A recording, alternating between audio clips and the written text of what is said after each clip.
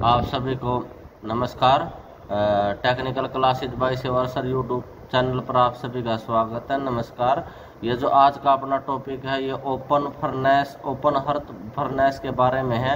ये देखिए इस प्रकार से सामने जो है आपके ये ओपन हर्थ फर्नेस है अर्थात खुला भट्ठी है।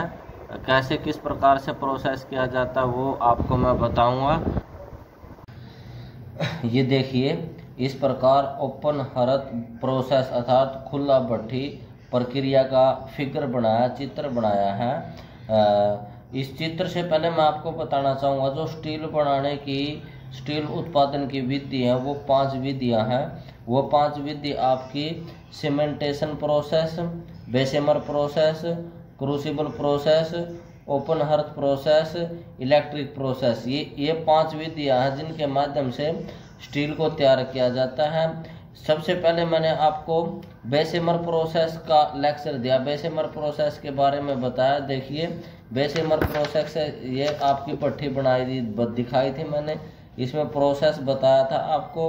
एयर प्रेशर की सहायता से 200 से 250 newton metre square air pressure की सहायता से पिग आयरन को गर्म किया जाता है अर्थात मोटर अवस्था में लाया जाता है। फिर 5 से 30 टन तक की मात्रा में आपका स्टील तैयार किया जाता है, इसके बारे में बताया था।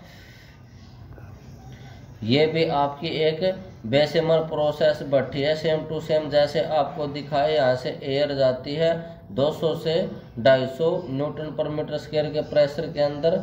ये देखिए इसको भी उसी यही सेम टू सेम है। ये आपका फायर कले का पार्ट होता है, जो अग्निशय ईंट इस साइड लगी होती हैं और यहाँ से आपका मोटर पार्ट जो स्टील है वो निकाला जाता है।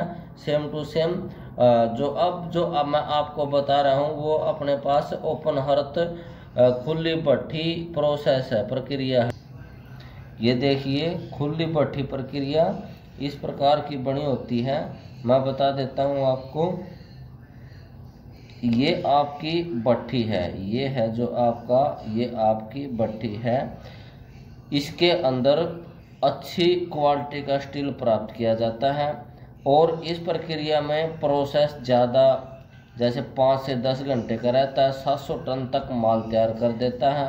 लेकिन जो आपकी बेसेमर भट्ठी बताई थी वो सिर्फ 20 मिनट का ज़्यादा से ज़्यादा टाइम लेता है। 20 मिनट में ही प्रक्रिया को कंप्लीट कर देता है और एक अच्छे माइल्ड स्टील का उत्पादन किया जाता है। लेकिन यहाँ 5 से 10 घंटे लगते हैं इस प्रोसेस को कंप्लीट करने में, समय ज़्यादा लगता है। अब ये आपकी भट्ठी है। यहाँ जो ये है ये आपका दहन कक्ष है अर्थात यहाँ आग को जलाया जाता है। ये आपका कंबसन है, दहन कक्ष है इसको बोलते हैं। जो ये डाले हुए हैं ये आयरन अर्थात पिग आयरन या स्टील स्क्रैप, लाइमस्टोन, लोहा चूना को यहाँ डाल दिया जाता है। यहाँ इसको आग दी जाती है और ये यहाँ आपका आवेशन अर्थात चार्जिंग डोर, ये 2 आवेशन दरवाजे हैं या चार्जिंग डोर बोल सकते हो इसको। ये आपका पार्ट है जो ये वाला रिफ्रैक्टरी लाइनिंग अर्थात आग रोकने की परत है। एक प्रकार से ये आपकी यहाँ आग रोकने की परत अर्थात अग्निशय ईंट का पार्ट बना होता है इसके अंदर। ये अग्निशय ईंट वाला पार्ट है। देखिए आपको बता दिया जाता है ये इस प्रकार से पाइप होती हैं।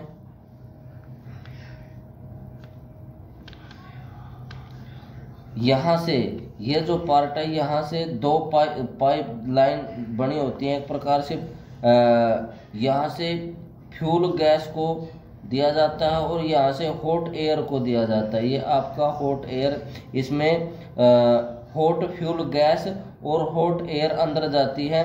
यहाँ से जाती हुई ये इस प्रकार से चलती हैं। ये यहाँ से जाती हुई ये यहाँ ये आपका प्री हीटिंग पार्ट है। इसको ये जो चैम्बर बना होता है ये पुनर्योजी कक्ष है, इसको बोलते हैं पुनर्योजी कक्ष अर्थात रिजनरेटिव चैम्बर। ये है आपका पुनर्योजी कक्ष। इसके अंदर यहाँ से ये आपकी हॉट फ्यूल एयर जाती है। ये इस प्रकार से जाती हुई प्री हीट होने के बाद यहाँ ये हीटेड फ्यूल गैस है जो चैम्बर के अंदर घुस जाती है।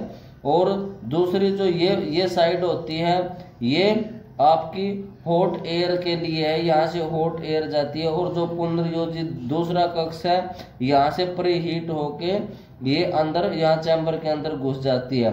ठीक इसी प्रकार से दूसरी तरफ ये देखिए, ये फायर ब्रिक्स का अग्निशय ईंट कक्ष बना होता है यहाँ और यहाँ भी इसी प्रकार से आपका जो एयर है वो आती है, यहाँ से भी होते हुए जाती है। ये जो आपके चार्जिंग आवेशन दरवाजा है, ये आपका जो चार्जिंग डोर है, यहाँ से भी ये एयर प्रेस कर सकती है। यहाँ से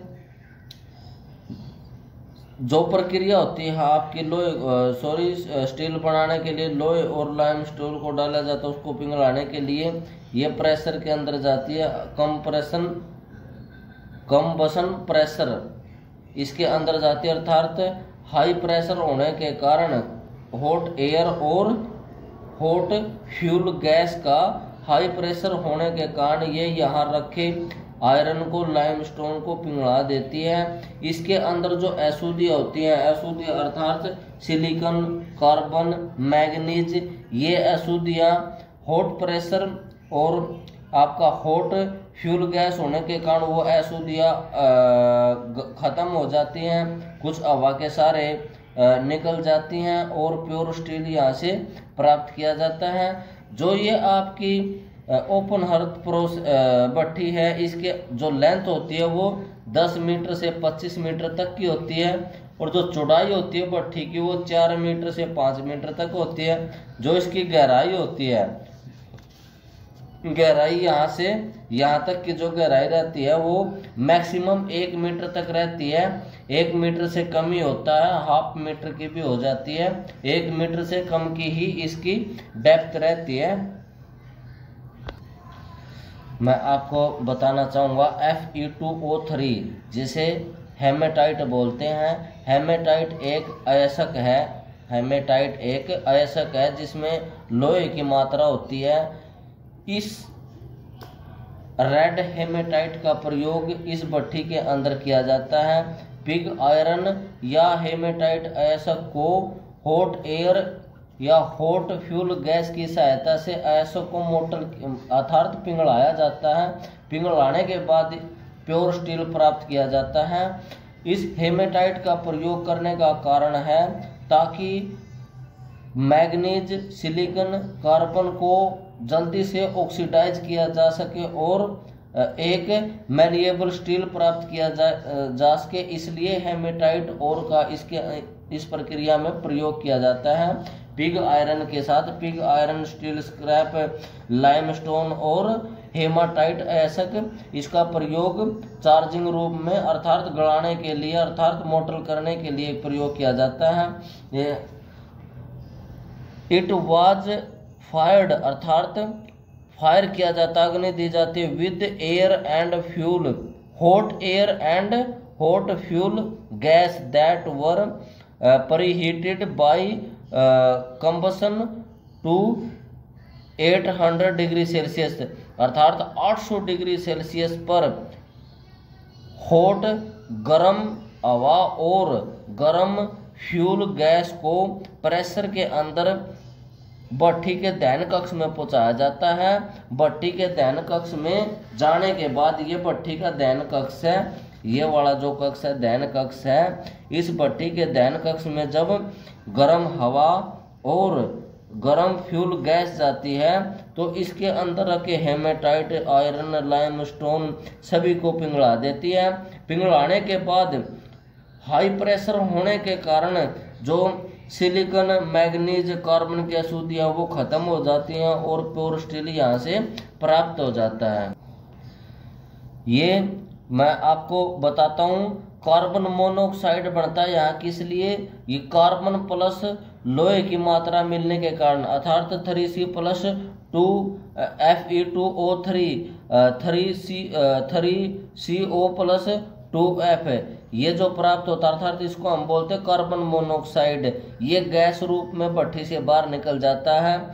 सल्फर की मात्रा सल्फर डाइऑक्साइड बनता है अर्थात 3S + 2F2 Fe2O3 ये 3SO2 + 4Fe ये बनता है अर्थात सल्फर डाइऑक्साइड। ये दोनों गैस रूप में भट्ठी से बाहर निकल जाते हैं जब हाई एयर प्रेशर और हाई गैस प्रेशर भट्ठी के अंदर जाता है। तो दोनों चीजें अर्थात आपका कार्बन मोनोऑक्साइड और कार्बन सल्फर डाइऑक्साइड अर्थात कार्बन और सल्फर की मात्रा बाहर निकल जाती है, ऑटोमेटिक ये खत्म हो जाती है इस प्रकार से। उसके बाद आपका कैल्शियम फॉस्फेट ये स्लैग रूप में बाहर निकलता है और कैल्शियम सिलिकेट ये स्लैग रूप में बाहर निकलता है। कैसे? Fe4 अर्थात फास्फोरस O10 + 6 CaO अर्थात आपका कैल्शियम ये बनता है आपका 2Ca3 FeO4 × 2 ये आपका कैल्शियम फॉस्फेट है। SiO2 + CaSiO2 ये आपका कैल्शियम सिलिकेट होता है। ये दोनों के दोनों भट्ठी से स्लैग रूप में बाहर निकलते हैं अर्थात जब भट्ठी को हॉट एयर हाई प्रेशर के अंदर hot air plus hot gas fuel gas दी जाएगी तो उस दौरान जो अंदर प्रक्रिया होती है ऊपर स्लैग बन जाता है, उस स्लैग के अंदर कैल्शियम और आपका कैल्शियम सिलिकेट है वो निकल जाती है। इस प्रकार से ये अशुद्धि दूर हो जाती है। उसके बाद आपका मैग्नीज सिलिकेट भी स्लैग रूप में बाहर हो जाता है अर्थात MnO + SiO2 अर्थात मैग्नीज प्लस सिलिकेट MnSiO3 ये आपका इसका केमिकल फार्मूला ये मैग्नीज सिलिकेट है। ये भी आपका स्लैग रूप में भट्ठी से बाहर निकल जाता है जब हाई प्रेशर और हाई फ्यूल गैस के दहन कक्ष के अंदर जाता है तो इन अशुद्धियों को बाहर निकाल देता है अर्थात कार्बन मोनोऑक्साइड इस भट्ठी के अंदर से ये आपकी भट्ठी है, यहाँ से यहाँ ऊपर स्लैग बनता है, यहाँ स्लैग बनता है अर्थात जो आपकी कार्बन मोनोऑक्साइड है, कार्बन मोनोऑक्साइड और कार्बन सल्फर डाइऑक्साइड ये तो आपकी गैस रूप में हवा के सारे बाहर निकल जाती है, तो आपकी हवा के सारे बाहर निकल जाती हैं। और जो आपका कैल्शियम फास्फोरेट है, कैल्शियम सिलिकेट है, मैग्नीज सिलिकेट है, ये यहाँ जो स्लैग बनता है, यहाँ जो स्लैग बनता है स्लैग रूप में बाहर आ जाती है और उस स्लैग को निकाल के बाहर फेंक दिया जाता है। नीचे आपका प्योर, यहाँ आपका प्योर दहन कक्ष है जो इसमें आपका प्योर स्टील बचता है। जो आपकी प्रक्रिया फास्फोरस को दूर करने की होती है अर्थात इस मेटल से फास्फोरस स्टील जो बना है इससे फास्फोरस खत्म करने की प्रक्रिया रहती है, उसको फास्फोरस पेंटाडाइऑक्साइड बोलते हैं। और जो आपका सिलिकॉन खत्म करने की प्रक्रिया उसको सिलिकेट ऑक्साइड बोलते हैं और जो मैग्नीज खत्म करने की प्रक्रिया उसको मैग्नीज ऑक्साइड बोलते हैं। यहाँ कहने का भी पराया है आपका फास्फोरस पेंटोऑक्साइड, सिलिकेट ऑक्साइड और मैग्नीज ऑक्साइड की सहायता से मैग्नीज फास्फोरस सिलिकेट की अशुद्धियों को खत्म कर दिया जाता है और भट्ठी के दहन कक्ष में प्योर स्टील ही बचता है। ये देखिए इस प्रकार की ओपन अर्थ प्रोसेस है, ये भट्ठी है, सेम टू सेम यही रहता है। ये दो पाइप हैं, एक आपकी हॉट एयर के लिए और एक आपकी हॉट फ्यूल के लिए है। इस प्रकार से जाती है। ये आपका प्री हीटिंग दोनों, यहाँ प्री हीट एक कक्ष के अंदर एयर, दूसरे कक्ष के अंदर आपकी हॉट फ्यूल प्री हीट होती है। प्री हीट होने के बाद यहाँ भट्ठी में चली जाती है। ये ओपन हालत है, इस भट्ठी को गर्म करती है। इसी के अंदर टैपिंग होल बना होता है। गर्म करने के बाद इसकी अशुद्धि अर्थात मैग्नीज, कार्बन, सिलिकॉन ये सारी निकल जाती हैं। वो जो निकलने का है, सिलिकॉन जो निकलती है सिलिकेट ऑक्साइड प्रोसेस है, मैग्नीज खत्म हो जाती है मैग्नीज ऑक्साइड प्रोसेस है, फास्फोरस खत्म हो जाती है फास्फोरस पेंटोऑक्साइड प्रोसेस है इस प्रक्रिया से खत्म हो जाती है और यहाँ प्योर आपका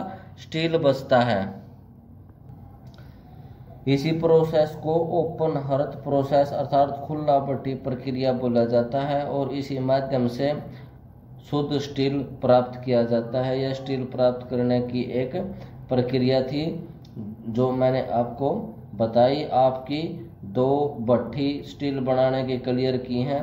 एक तो आपका बेशेमर प्रोसेस बताया, दूसरा ओपन हर्थ प्रोसेस आपको कंप्लीट करवा दिया। ओके।